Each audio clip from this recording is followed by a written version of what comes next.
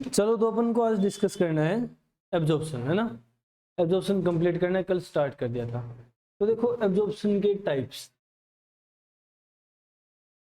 Absorption और absorption के types. Absorption mainly दो टाइप्स का माना जाता है, ठीक है। हम लोगों ने जैसे कल थोड़ी बहुत बात की थी इसके बारे में। पहला एक्टिव, एक्टिव एब्जॉर्प्शन, क्लियर है, एक्टिव एब्जॉर्प्शन। और दूसरा यानी second passive absorption, passive absorption.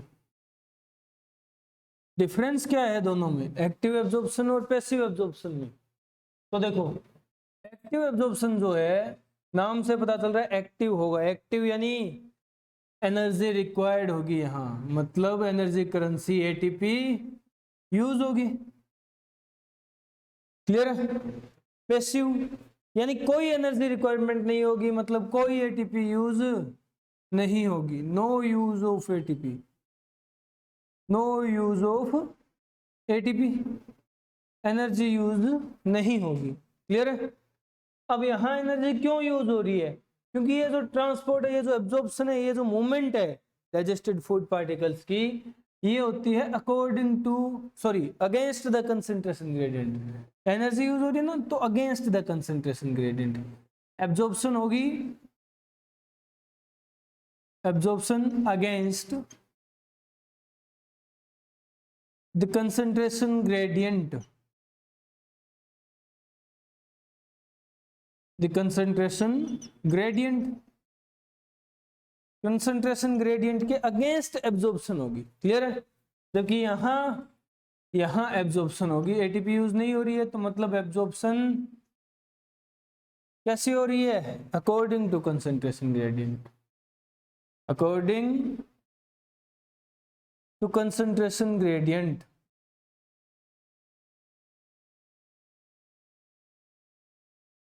Clear है। अब जब दुनिया के साथ चलोगे तो तुम्हें ताकत लगाने की जरूरत नहीं, ताकत तो तब लगती है जब तुम दुनिया के उल्टे चलते हो, जोर आएगा, समझ रहे हो। वही बात है, जोर आ रहा है, एनर्जी यूज हो रही है, एटीपी खर्च हो रही है, समझ रहे हो ना। अब एग्जांपल कि कौन कौन से फूड कंपोनेंट हैं जो एक्टिवली एब्जॉर्ब होते हैं, और फिर कौन से फूड कंपोनेंट हैं जो कि पैसिवली एब्जॉर्ब होते हैं, समझ रहे हो। तो डिफरेंस देखो दोनों में, एक्टिव एब्जॉर्प्शन और पैसिव एब्जॉर्प्शन में। अब एक्टिव एब्जॉर्प्शन हम लोग देख रहे हैं, तो इसके एग्जांपल्स है जैसे ग्लूकोज है, ग्लूकोज एक्टिवली एब्जॉर्ब होता है, क्लियर है। ग्लैक्टोज है, ग्लैक्टोज एक्टिवली एब्जॉर्ब होता है, क्लियर है। कैटायन है यानी पॉजिटिवली चार्ज आयंस, कैटायंस जैसे सोडियम प्लस है, पोटेशियम प्लस है, ठीक है, ये एक्टिवली एब्जॉर्ब होते हैं। और कुछ अमीनो एसिड्स, अमीनो एसिड्स जैसे ग्लाइसिन है, ये एक्टिवली एब्जॉर्ब होंगे, क्लियर है। अब बात करते हैं पैसिव एब्जॉर्प्शन किन फूड कंपोनेंट्स की होती है। पैसिवली एब्जॉर्ब होते हैं कौन से फूड कंपोनेंट, क्लियर है। तो देखो पैसिव एब्जॉर्प्शन डिस्कस कर रहे हैं। पैसिव एब्जॉर्प्शन होती है ग्लूकोज की, ग्लूकोज एक्टिवली भी एब्जॉर्ब हो रहा है, और ग्लूकोज हम लोग कह रहे हैं कि पैसिवली एब्जॉर्ब हो रहा है, यानी ग्लूकोज दोनों तरह का एब्जॉर्प्शन शो करता है, क्लियर है। इसी के साथ फ्रुक्टोज है, फ्रुक्टोज भी पैसिवली एब्जॉर्ब होता है। इसी के साथ जैसे नेगेटिव चार्ज आयंस है, अनायंस, अनायंस का एब्जॉर्प्शन भी कैसा होता है? पैसिव एब्जॉर्प्शन होता है, क्लियर है। और बाकी बचे अमीनो एसिड, बाकी बचे अमीनो एसिड्स, क्लियर है, ये पैसिवली एब्जॉर्ब होते हैं। और इसी के साथ यहाँ ये कंपोनेंट भी पैसिवली एब्जॉर्ब होता है, जो कि है जड़, पानी, टोय, पेय, समीर, इसी के नाम है, ठीक है। ये हुआ एक्टिव एब्जॉर्प्शन किन कंपोनेंट्स का होता है, पैसिव एब्जॉर्प्शन किन कंपोनेंट्स का होता है।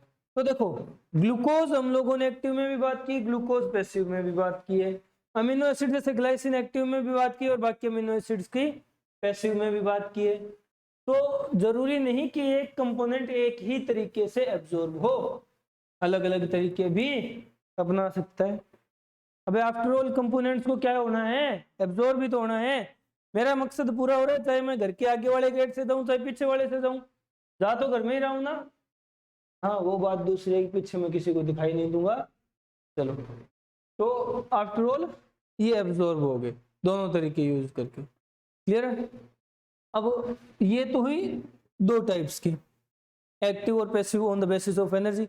अब एक थर्ड टाइप का स्पेशल एब्जॉर्प्शन होता है, ये नोट किया। चलो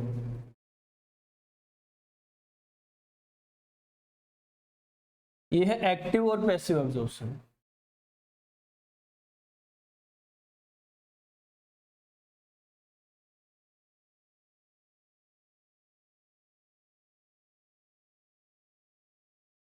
अब हम बात करेंगे थर्ड टाइप का एब्जॉर्प्शन है फैसिलिटेटेड एब्जॉर्प्शन। फैसिलिटेटेड का मतलब क्या है कि भाई यहां फैसिलिटी होगी, यहां फैसिलिटी होगी। किस चीज की फैसिलिटी होगी भाई, ऐसा क्या हम दे रहे हैं जो कि एब्जॉर्प्शन में हेल्प करेगा, ऐसी कौन सी फैसिलिटी कौन सी सुविधा दे रहे हो। तो यहां फैसिलिटेटेड एब्जॉर्प्शन में फैसिलिटी दी जाएगी मेम्ब्रेन प्रोटीन्स की, मेम्ब्रेन प्रोटीन्स की, मेम्ब्रेन प्रोटीन्स यूज होंगे। क्लियर है। और वो कंपोनेंट जो मेम्ब्रेन प्रोटीन्स को यूज करके एब्जॉर्ब होंगे वो हैं जैसे सॉरी वो हैं ग्लूकोज और कुछ अमीनो एसिड्स। ये कंपोनेंट्स ऐसे हैं जो तीनों तरीकों से एब्जॉर्ब होते हैं, एक्टिव पैसिव फैसिलिटेटेड, तीनों तरह की एब्जॉर्प्शन शो करते हैं। समझ रहे हो। चलो ये एब्जॉर्प्शन के टाइप हुए, क्लियर है ना। लास्ट हम लोगों ने क्या देखा था कि एब्जॉर्प्शन कहाँ होता है, किस चीज का होता है। अब हम लोग देख रहे हैं कि एब्जॉर्प्शन वाला कांड कैसे होता है, एनर्जी खर्च करके होता है, बिना एनर्जी खर्च किए होता है, या फिर किसी चीज की हेल्प लेकर के होता है।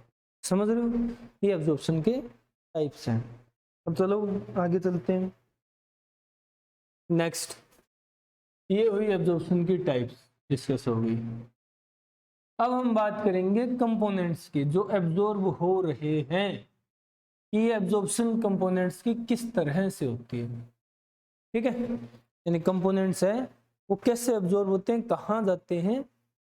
तो ये देखो हम बात कर रहे हैं एब्जॉर्प्शन की।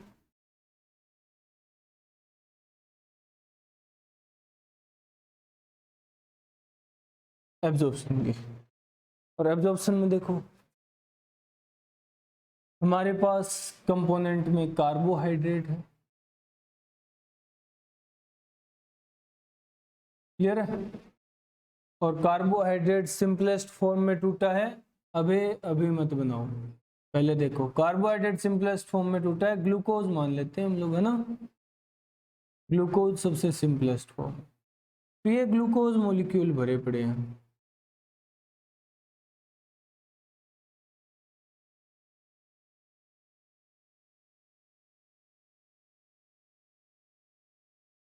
ये ग्लूकोज मॉलिक्यूल भरे पड़े हैं। नेक्स्ट हमारे पास प्रोटीन है,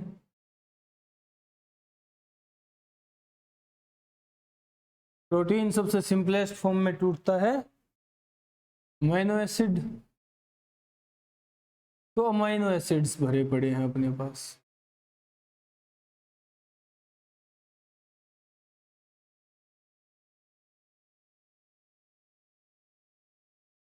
ये अमीनो एसिड मॉलिक्यूल्स हैं, क्लियर है।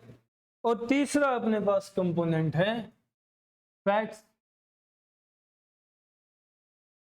अब फैट्स की कहानी थोड़ी सी अलग है, वो हम बाद में डिस्कस करेंगे। पहले देखो इनका एब्जॉर्प्शन कैसे होता है। तो भाई ये कहाँ है, ये है ल्यूमन में जहां इनकी डाइजेशन हो गई है, और अब इन्हें एब्जॉर्ब होना है। ये जो एपिथेलियल सेल्स हैं जिन पे फिंगर लाइक स्ट्रक्चर विलाई बनी हुई है, इन फिंगर लाइक स्ट्रक्चर्स के थ्रू, इन सेल्स के थ्रू एब्जॉर्ब होकर के कहाँ जाना है, जाना है नदिया पार, यानी यहां से ब्लड में जाना है। आफ्टर ऑल टारगेट तो ब्लड का ही है ना। आफ्टर ऑल टारगेट तो ब्लड का ही है ना, तो इन्हें ब्लड में जाना है।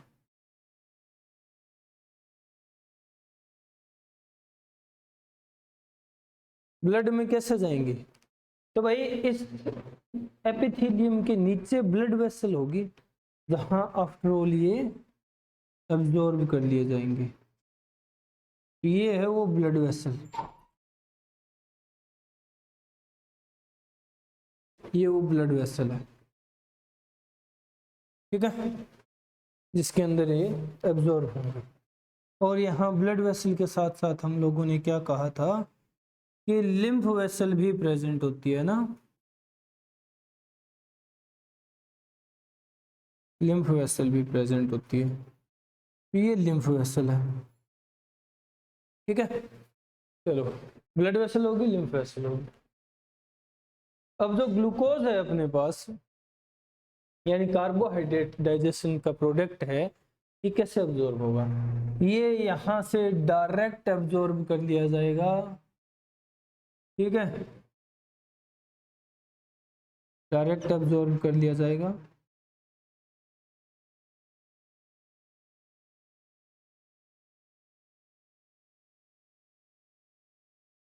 क्लियर है, और यहां से फिर ये डाल दिया जाएगा ब्लड वेसल में, डायरेक्टली ब्लड वेसल में पहुंच जाता है, ठीक है, सीधा एब्जॉर्प्शन होता है ब्लड वेसल के अंदर।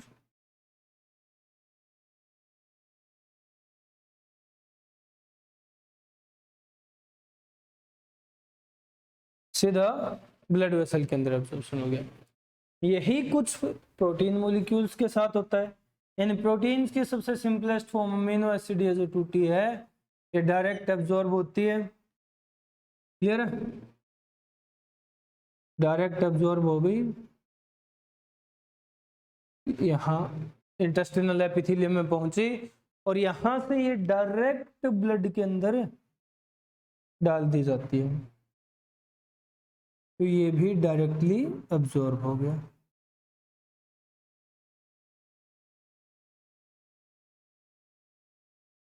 समझ रहे हो, ये अमीनो एसिड भी डायरेक्टली एब्जॉर्ब हो गया। तो ग्लूकोज, तो सॉरी, कार्बोहाइड्रेट, प्रोटीन तो डायरेक्टली एब्जॉर्ब हो जाते हैं। ये स्ट्रक्चर्स क्या है, ये फिंगर लाइक स्ट्रक्चर हैं जिन्हें विलाई कहा जाता है, ये है विलाई। क्लियर है, ये क्या है, ये ब्लड वेसल है, ये ब्लड वेसल है। क्लियर है, अब देखो, अब हम लोगों ने कहा था कि फैट बच गया, तो यहाँ फैट्स का एंड प्रोडक्ट क्या होता है भाई, फैट्स का एंड प्रोडक्ट होता है fatty acid, fatty acid plus यहाँ ग्लिसरॉल है, प्लस यहाँ बाइल जूस है। क्लियर है, अबे बाइल जूस है ना ल्यूमन में, तो ये क्या करेंगे, fatty acid, glycerol, bile juice, ये तीनों कंपोनेंट मिल करके इस तरह का स्ट्रक्चर बनाएंगे, जैसे ये है, इस तरह का स्ट्रक्चर बनाएंगे, जिसे हम लोग कहेंगे मिसेल है ये। क्लियर है, मिसेल बनता है, और ये मिसेल, क्योंकि फैट डायरेक्टली ब्लड वेसल में एब्जॉर्ब नहीं हो सकता, तो पहले तो बनाया मिसेल। अब ये मिसेल क्या करेगा, ये यहां से पहुंचेगा इस एपिथेलियम के अंदर, यानी इन सेल्स के अंदर, पहली लीनिंग के अंदर। क्लियर है, यहाँ क्या प्रेजेंट है, यहां प्रेजेंट है इन सेल्स का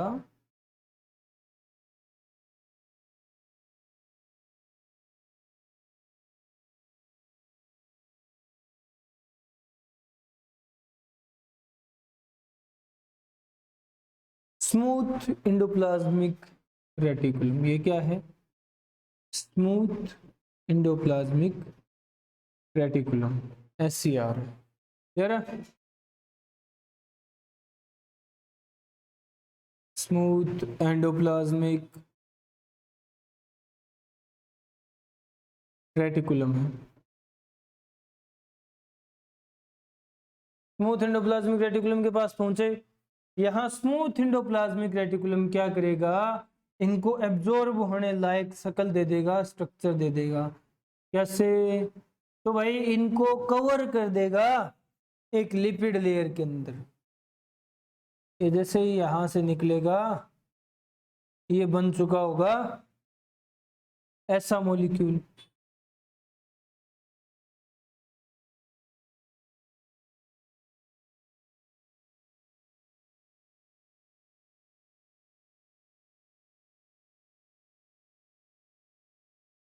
कैसा मॉलिक्यूल?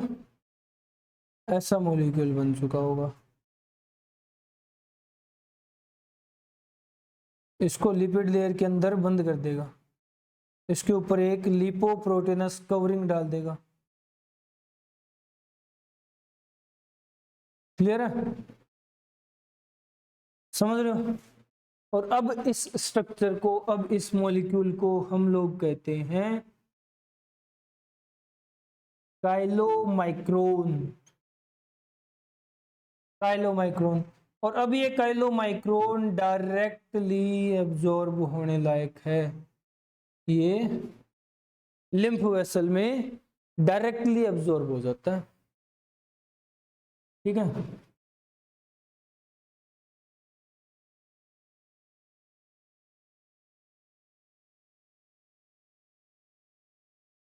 लिम्फ वेसल में डायरेक्टली एब्जॉर्ब हो जाता है।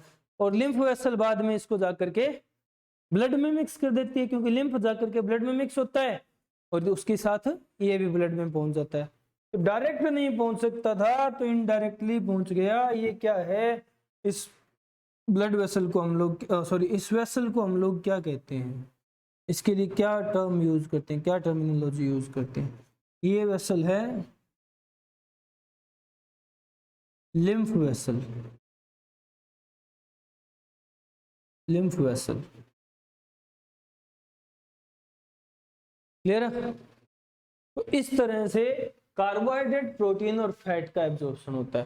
फैट का एब्जॉर्प्शन मिससेल बनेगा। मिससेल स्मूथ इंडोप्लाज्मिक रेटिकुलम के पास जाएगा। स्मूथ इंडोप्लाज्मिक रेटिकुलम काइलोमाइक्रोन बनाएगा। काइलोमाइक्रोन डायरेक्टली लिम्फ वेसल में चला जाएगा। और काइलोमाइक्रोन क्या है? एक लिपोप्रोटीन है। एक लिपोप्रोटीन है। क्लियर है? समझ रहे हो? तो ये होती है एब्जॉर्प्शन। ये है एब्जॉर्प्शन। क्लियर है? तो समझ गए? निपटाओ जल्दी।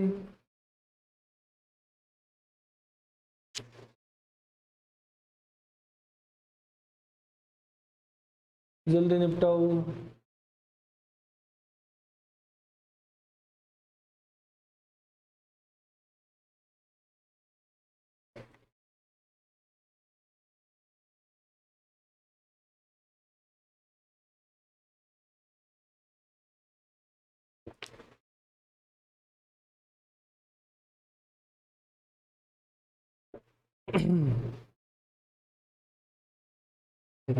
हुआ?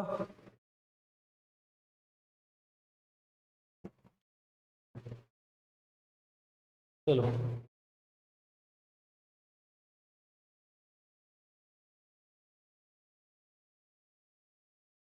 तो ये है एब्जॉर्प्शन का मैकेनिज्म कि किस तरह से एब्जॉर्ब होते हैं अलग अलग फूड कंपोनेंट्स। तो यहाँ एब्जॉर्प्शन कंप्लीट होती है अपनी। ठीक है? यहाँ एब्जॉर्प्शन कंप्लीट होती है। डाइजेशन हो गया, एब्जॉर्प्शन हो गया। क्लियर है? एसिमिलेशन हम लोग यहाँ डिस्कस नहीं करते। तो अब हम डाइजेस्टिव सिस्टम के कुछ एंडिंग पॉइंट्स की तरफ चलते हैं। तो देखो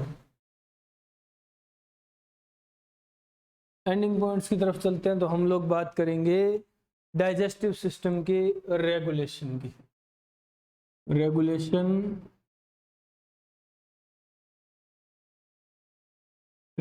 of digestive system. Regulation of digestive system, digestive system की एक्टिविटीज को कैसे रेगुलेट किया जा सकता है। तो रेगुलेशन दो तरह की होती है हमेशा, किसी भी सिस्टम की, किसी भी फंक्शन की हमारी बॉडी के अंदर। क्लियर? पहली रेगुलेशन न्यूरल रेगुलेशन है, न्यूरल रेगुलेशन। क्लियर है? दूसरी रेगुलेशन केमिकल रेगुलेशन है,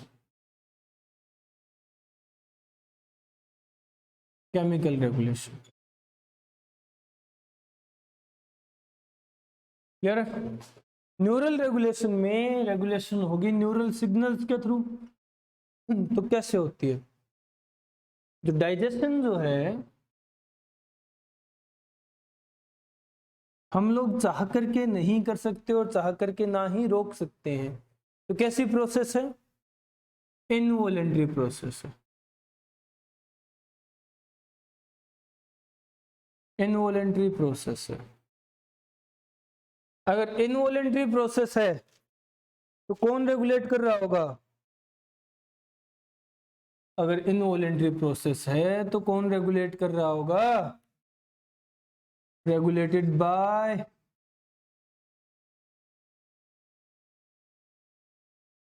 एएनएस, ऑटोनोमस न्यूरल सिस्टम। पूरी बॉडी की इनवॉलेंट्री एक्टिविटीज रेगुलेट करने वाला सिस्टम।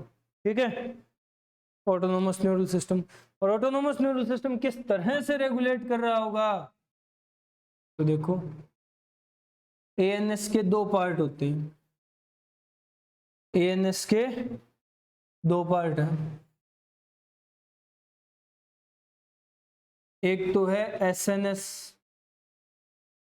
और एक है पीएसएनएस।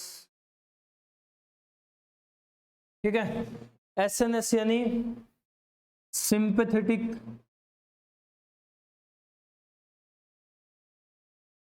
Neural system. क्लियर है? और पीएसएनएस यानी पैरासिम्पैथेटिक।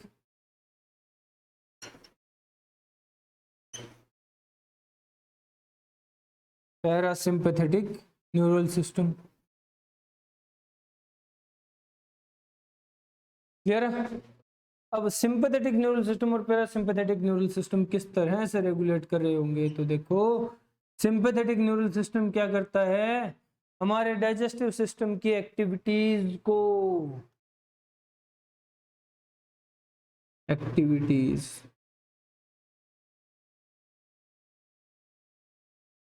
ऑफ डाइजेस्टिव सिस्टम,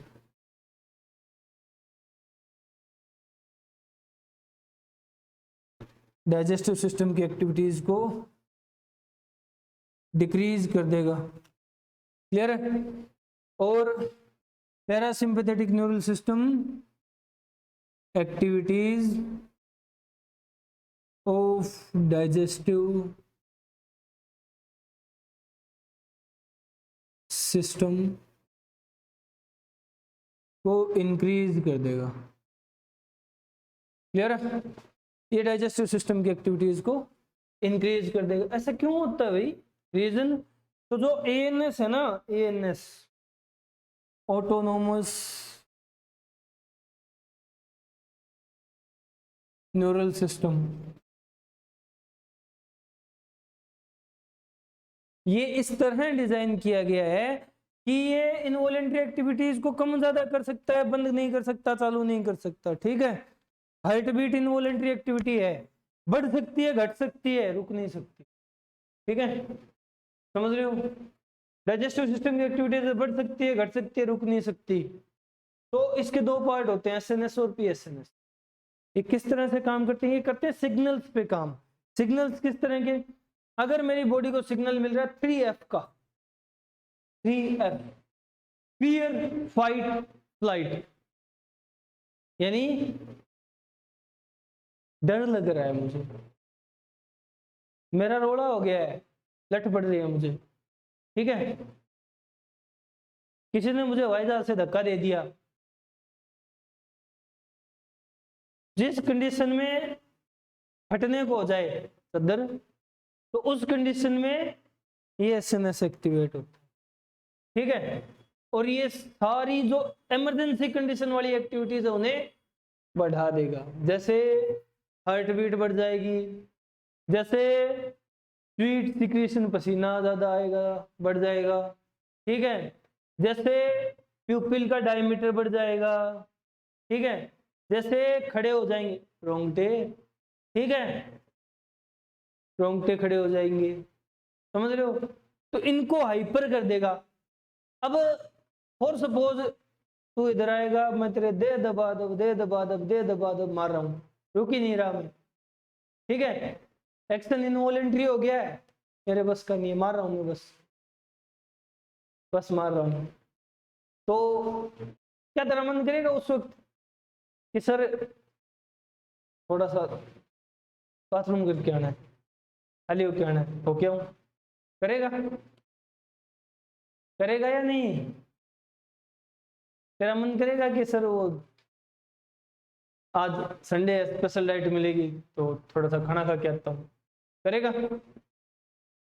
करेगा, नहीं करेगा, ऐसी कंडीशन में नहीं करता। कुत्ता पीछे लगा है या जोनी भाई पीछे लगे हैं, भागते रहे तो बच जाओगे, रुक गए तो कल्याण हो जाएगा। जोनी कौन से, जोनी जोनी ओपन योर माउथ वाले, ठीक है, चलो, तो फिर क्या तुम्हारा मन करेगा कि मुझे भूख लगी है या मुझे सर थोड़ा हल्का होके आना है, थोड़ा खाली होके आना है, करेगा, नहीं करेगा, क्यों नहीं करता, क्योंकि उस टाइम ये एक्टिवेट होता है और ये कहता है एक्टिविटी जरूरी को नहीं, मतलब अभी ये काम जरूरी नहीं है, ये अपन रुक के भी कर लेंगे, अभी तो तू बस भाग, नहीं तो बहुत कुछ घट जाएगा या बहुत कुछ बढ़ जाएगा, ठीक है। तो ये सारी इमरजेंसी एक्टिविटीज को हाइपर कर देता है, सिर्फ एलिमेंट्री कैनाल की एक्टिविटीज यानी डाइजेस्टिव सिस्टम की एक्टिविटीज और हमारे यूरिनरी ब्लडर की एक्टिविटीज उन्हें कम कर देता है, सप्रेस कर देता है, दबा देता है, रुक जा, एक रुक जा, वो वाली बात है। ये तब एक्टिवेट होता है पीएसएनएस जब हम मस्त चिल मार रहे हैं, अच्छा सोफा है, अच्छा सामने टीवी लगा है 32-64 इंची एलईडी लगी है, अच्छा पॉपकॉर्न वॉपकॉर्न है, साथ में एक दो और है, मस्त पड़े हैं ऐसे पसर के, और कोई मूवी चल रही है, तब मन करेगा कि हाँ पॉपकॉर्न रखे हैं खा लूँ, करेगा, या फिर ऐसा मन करेगा पॉपकॉर्न नहीं, भूख नहीं, करेगा, या फिर तब मन करेगा कि चलो थोड़ा सा हुआते हैं, करेगा, करेगा, तब भूख भी लगेगी और यूरिनेशन की भी इच्छा होगी। ऐसा क्यों, ऐसा इसलिए कि भाई इस कंडीशन में बॉडी को पता है कि बंदा मस्त चिल मार रहा है, दबा के पड़ा है आराम से, कोई टेंशन वाली बात नहीं, सारे घोड़े बेच दिए, मस्त सो रहा है, तो अब इसको थोड़ा सा भूख लगाते हैं, थोड़ी सी मुताई लगाते हैं, ठीक है, ताकि जो जरूरी काम है उन्हें भी निपटा लिए, ठीक है। उस वक्त हार्ट बीट कम होगी अपनी, इतना पसीना नहीं आ रहा होगा, वो डिपेंड है हम कोई काम नहीं कर रहे हो, ठीक है, हमारा प्यूपिल का डायमीटर छोटा होगा, हमारे खड़े नहीं होंगे रोंगटे, ठीक है, तो इस तरह की कंडीशन होगी उसमें ये काम, ठीक है। तो इस कंडीशन में भूख लगेगी, मतलब डाइजेस्टिव सिस्टम की एक्टिविटीज बढ़ी है, समझ रहे हो, ये है न्यूरल रेगुलेशन, ये न्यूरल रेगुलेशन कंप्लीट हुई, इतनी ही थी। चलो अब आते हैं केमिकल पे। केमिकल रेगुलेशन जो है, ये केमिकल रेगुलेशन होती है बाय हॉर्मोन्स, हॉर्मोन्स से होगी केमिकल रेगुलेशन, ठीक है। और अब हम बहुत सारे हॉर्मोन्स डिस्कस करने वाले हैं, तो ये निपटा लो, निपटा लो। निपट गया? चलो, बहुत तेज हो रही हो।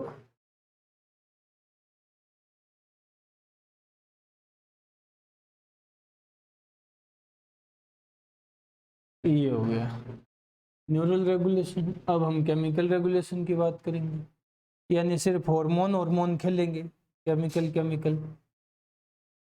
चलो,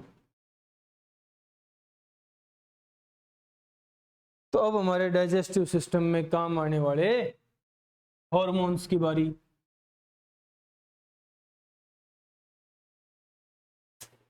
हॉर्मोन्स में सबसे पहला हार्मोन जो हम लोग डिस्कस करने वाले हैं वो है gastrin. Gastrin hormone.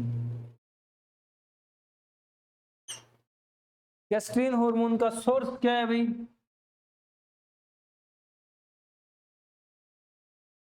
Gastrin hormone का सोर्स क्या है? गैस्ट्रीन सेल्स यानी G cells of gastric gland.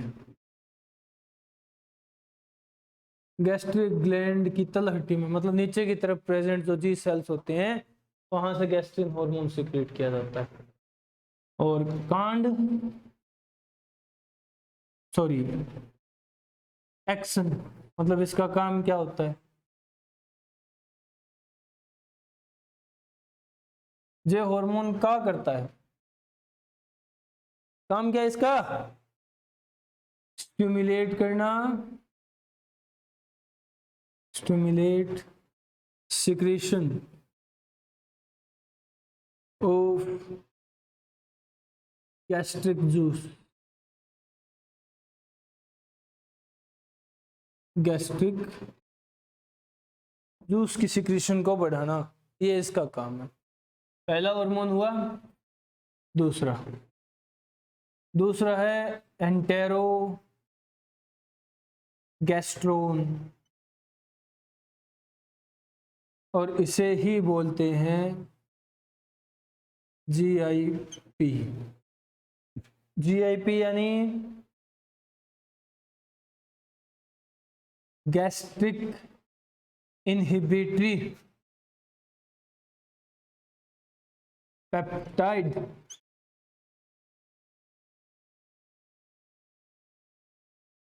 Gastric inhibitory peptide, कई बार बोलते हुए फीलिंग आती है जैसे वो बाहुबली में नहीं बोलता था, निम्बा, ऐसा कुछ करके बोलता था ना, ऐसे। तो ये gastric inhibitory peptide GIP hormone है। सोर्स क्या है इसका?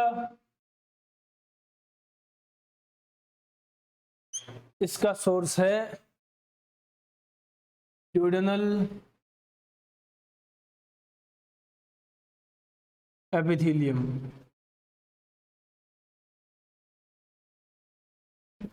ड्यूडेनल एपिथेलियम यानी ड्यूडेनल म्यूकोसा, क्लियर है?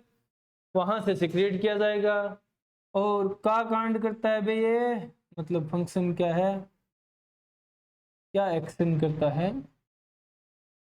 नाम से पता चल रहा है, गैस्ट्रिक इनहिबिटरी पेप्टाइड। पेप्टाइड यानी प्रोटीन नेचर का हार्मोन है, काम क्या करेगा? Inhibit, inhibit secretion of gastric juice,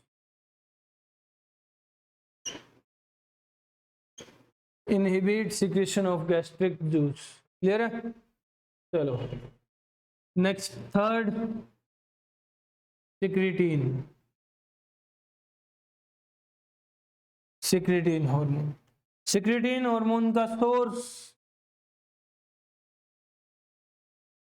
source वही ड्यूडेनल एपिथेलियम यानी म्यूकोसा, क्लियर है? और फंक्शन यानी action.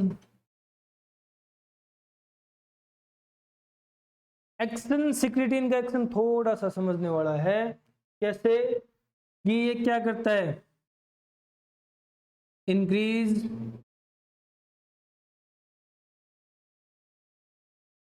Bile secretion, increase pancreatic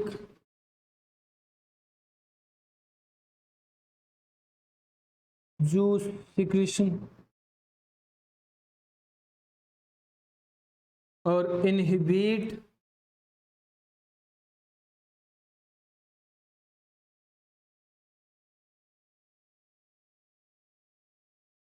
gastric juice secretion, increase bile juice secretion, increase pancreatic juice secretion और inhibit gastric juice secretion. Inhibit है, ध्यान रखना, ठीक है। ये सिक्रेटिन हार्मोन का काम है। 3 हार्मोन हुए, गैस्ट्रिन, एंटेरोगैस्ट्रिन या जीआईपी या इंटेरोगेस्ट्रोन और सिक्रेटिन। क्लियर है, 3 हार्मोन कंप्लीट हुए। अब हम बात करते हैं नेक्स्ट 4th हार्मोन की। गैस्ट्रिन, इंटेरोगेस्ट्रोन, सिक्रेटिन के बाद हम लोग बात करेंगे सीसीके पीजेड की। सीसीके पीजेड कौन सा हार्मोन है? तो देखो, स्टार्ट करते हैं इसके एब्रीविएशन से, यानी इसका पूरा नाम क्या है। फर्स्ट ऑफ ऑल हम कह रहे हैं 4th हार्मोन है सीसीके पीजेड, पूरा नाम है कोलिसिस्टोकाइनिन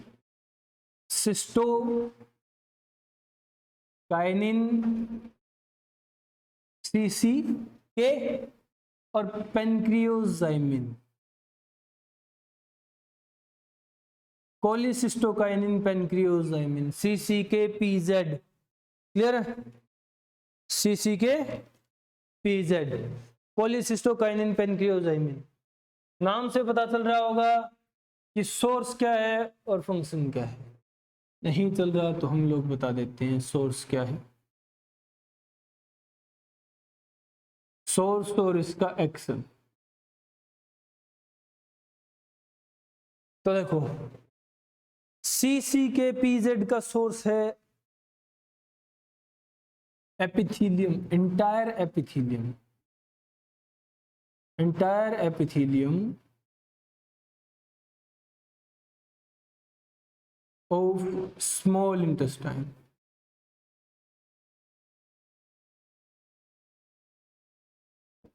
स्मॉल इंटेस्टाइन के एंटायर एपिथेलियम, यानी सिर्फ ड्यूडेनम नहीं, ड्यूडेनम, जेजुनम, इलियम, तीनों से। क्लियर है।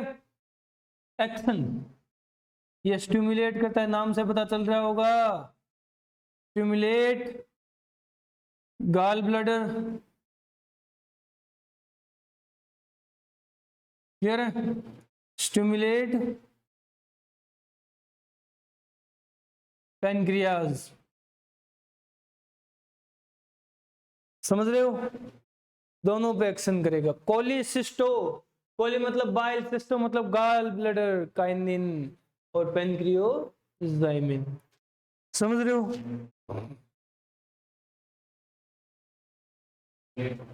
स्टिमुलेट मतलब गोचे तोड़ना जा करके, ठीक है। मतलब इसको कहेगा हाँ चल सिक्रेट कर, सिक्रेट कर, ये वाली बात होती, प्रोत्साहित करना, स्टिमुलेट करना। चलो, 5th ड्यूओक्राइन। ड्यूओक्राइन, ड्यूओक्राइन का सोर्स और ड्यूओक्राइन का एक्शन। तो ड्यूओक्राइन का सोर्स क्या है? ड्यूओक्राइन हार्मोन का सोर्स है ड्यूडेनल एपिथेलियम, ड्यूडेनल एपिथेलियम। और एक्शन है इसका स्टिमुलेट करना, stimulate Brunner's gland, Brunner's gland.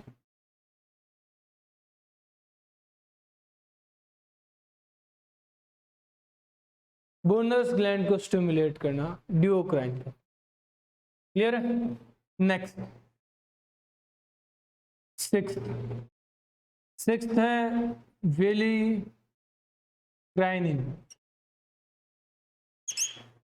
विलिक्राइनिन का सोर्स और उसका action.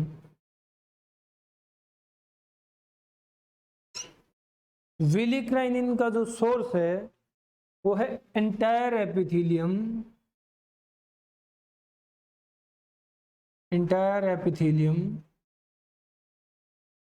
Of small intestine.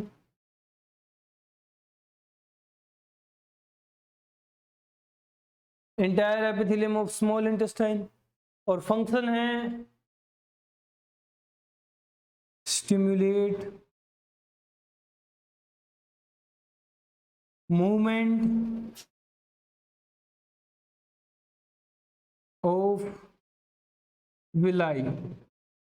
Villi के जो मूवमेंट होती है फिंगर लाइक स्ट्रक्चर्स की, उसको स्टिमुलेट करना। क्लियर है? निपटाओ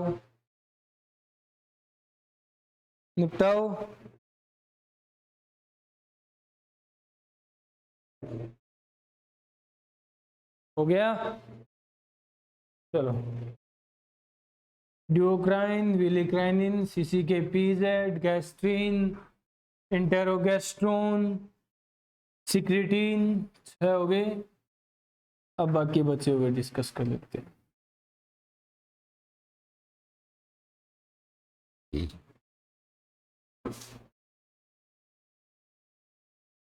नेक्स्ट जो हार्मोन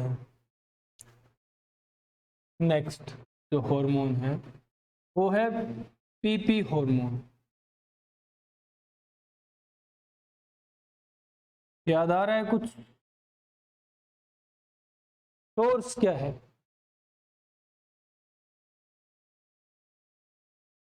सोर्स क्या है? वही जो तुम लोग बता रहे हो, PP cell, PP cells of islets of Langerhans। Islets of Langerhans के PP सेल्स। यहां PP का मतलब क्या है? PP स्टैंड्स फॉर, चाहे वो हार्मोन में हो चाहे सेल्स में हो, PP का मतलब है पैनक्रिएटिक पॉलीपेप्टाइड।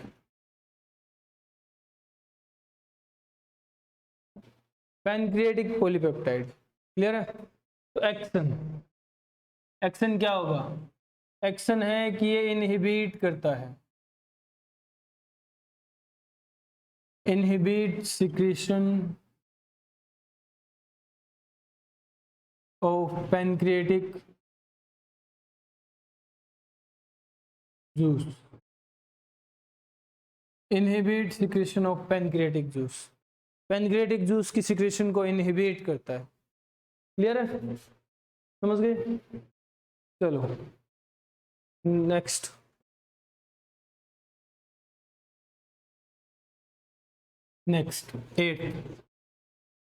एट्थ है सोमेटोस्टैटिन।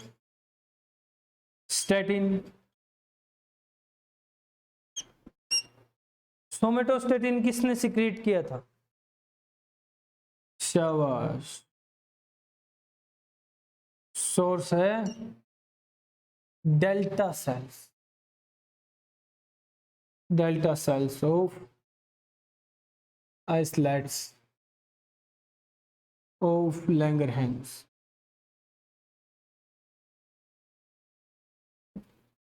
क्लियर है? एक्शन क्या होता है भाई, क्या काम आता है ये?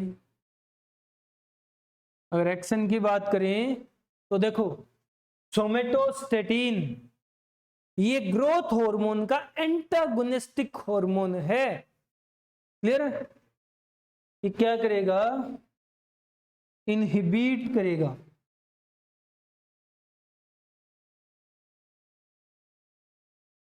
inhibit the secretion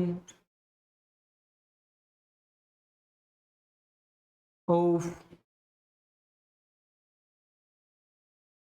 growth hormone. Growth hormone की सिक्रीशन को रोकेगा। क्लियर है, समझ रहे हो? ये है सोमेटोस्टेटिन। 8 हो गए, चलो कोई बात नहीं, तुम्हारी इस मुरझाई हुई सी शक्ल पे तरस खा के हम लोग बाकी कल करेंगे। ठीक है, चलते हैं, गुड बाय।